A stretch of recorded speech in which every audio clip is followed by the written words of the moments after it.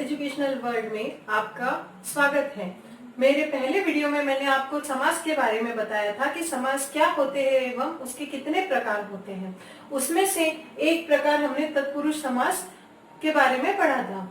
अब तत्पुरुष समास के भी प्रकार होते हैं, आज उनके बारे में हम जानेंगे। तो सबसे पहले देखते हैं तत्पुरुष समास किसे कहते हैं। तत्पुरुष समास में दूसरा पद प्रधान होता है।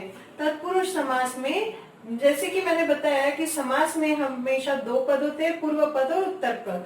तो तत्पुरुष समास में हमेशा दूसरा पद प्रधान होता है। और उसे जानने की एक और आसान ट्रिक है कि उसमें कारक चिन्हों का लोप होता है।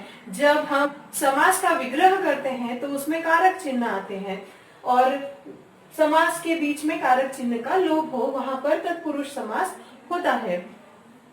इसी के आधार पर मैंने मेरे पहले वीडियो में आपको कारक के बारे में भी बताया है। अगर आपने मेरा कारक और समास का वीडियो नहीं देखा हो तो समास बाय सोनियाज एजुकेशनल वर्ल्ड या कारक बाय सोनियाज एजुकेशनल वर्ल्ड डालकर आप आसानी से उसे ढूंढ सकते हैं यूट्यूब पर।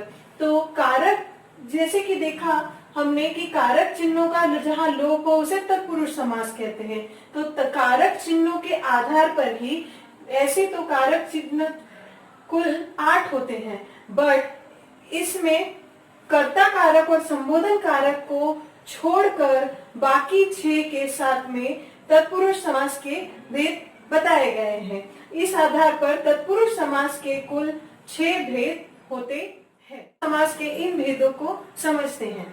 सबसे पहला है कर्म तत्पुरुष समास। जिस तरह आपने देखा कि कारक में सबसे पहला कर्ता कारक होता है और इसमें हम उसे छोड़ देते हैं, दूसरा होता है कर्म कारक। उसी के आधार पर अगर आपने कारक का मेरा वीडियो देखा होगा, उसमें मैंने एक आपको ट्रिक भी बताई थी कि किस तरह कारक को आप आसानी से याद रख सकते हैं। तो अगर आपने देखा होगा तो उनके विभक्ति चिन्हों के आधार पर ही इन समासों को पहचाना जाता है।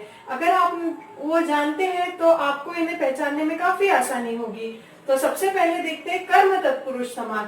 जिस तरह हमें पता है कि कर्म तत्पुरुष समास का विभक्ति चिन्ह हमेशा को होता है, तो अर्थात जब समास का विग्रह करने पर को का लोप हो वहां पर कर्म तत्पुरुष समास होता है।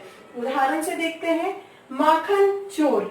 जब इसका हम विग्रह करेंगे तो आएगा माखन को चुराने वाला।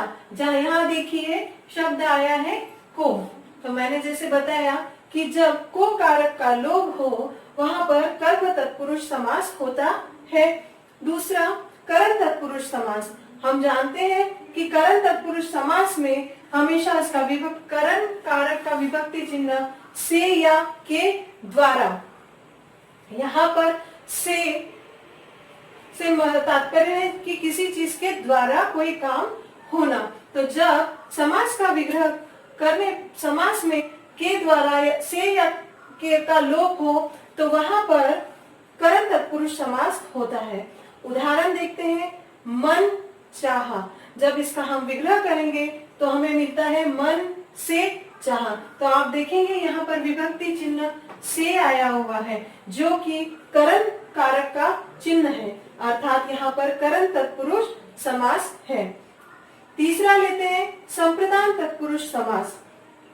आप जानते हैं संप्रदान तत्पुरुष समास का विभक्ति चिन्ह संप्रदान कारक का विभक्ति चिन्ह के लिए होता है और जब हम समास का विग्रह करते हैं तो के लिए आता है तो वहां पर संप्रदान तत्पुरुष समास होता है, अर्थात इस समास में के लिए का लोप होता है। उदाहरण देखते हैं प्रयोगशाला।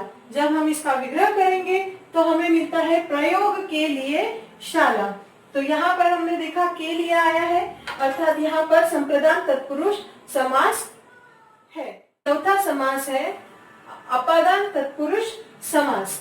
जिस तरह हम जानते हैं अपादान कारक का विभक्ति चिन्ह से या अलग होना। जब किसी चीज से अलग होने की बात हो और से आए तो वहां पर अपादान कारक होता है। और जब किसी समास में तत्पुरुष समास में उसका विग्रह करने पर से आता है तो वहां पर अपादान तत्पुरुष समास होता है। उदाहरण से समझते हैं चिंता मुक्त। जिसका विग्रह हम करेंगे तो हमें मिलता है चिंता से मुक्त। तो यहाँ हमें आया है से, तो यहाँ पर है अपादान तत्पुरुष समास।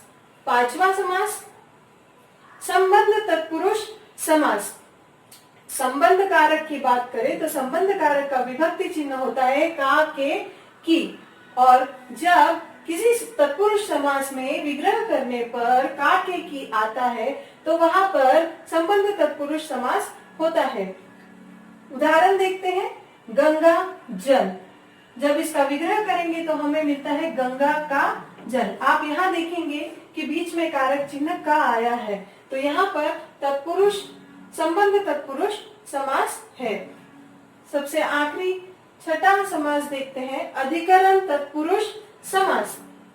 अधिकरण कारक में उसके विभक्ति चिन्ह में देखा है हमने कि में और पर आता है, अर्थात जब किसी तत्पुरुष समास में और पर का लोप हो और विग्रह करने पर में पर आए, वहां पर अधिकरण तत्पुरुष समास होता है।